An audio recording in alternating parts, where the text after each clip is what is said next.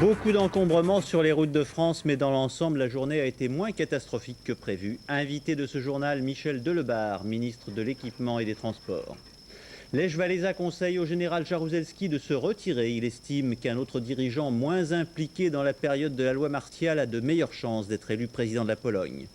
Prologue du Tour de France à Luxembourg, tous les favoris en tête, à l'exception de Delgado qui s'est présenté avec 2 minutes 30 de retard au départ et qui s'est retrouvé à la 196e place à l'arrivée.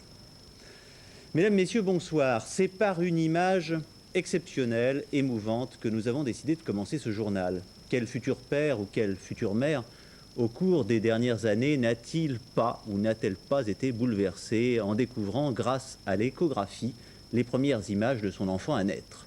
Or, demain s'ouvre à Paris le congrès mondial de radiologie qui va réunir plus de 10 000 experts des 5 continents venus confronter leurs expériences. Et en avant-première de ce congrès, Martine Alregno nous présente un progrès décisif dans ce domaine.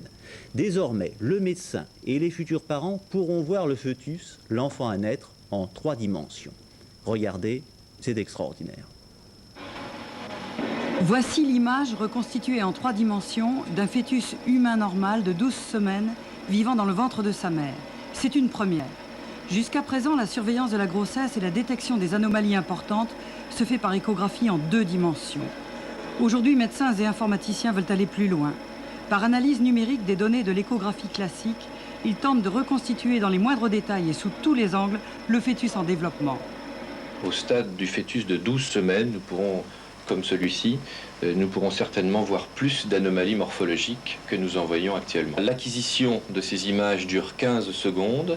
Le travail sur ordinateur dure plusieurs heures et nous avons l'espoir que dans un avenir relativement proche, l'acquisition des images et l'apparition d'images tridimensionnelles sur l'écran ne prennent que quelques secondes.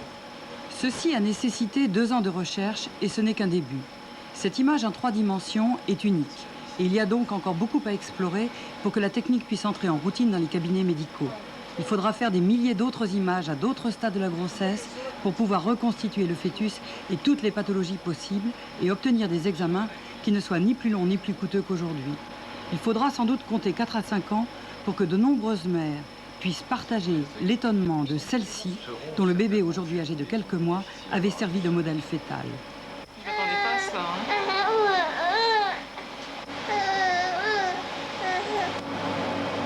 Bah, t'étais un très joli fœtus.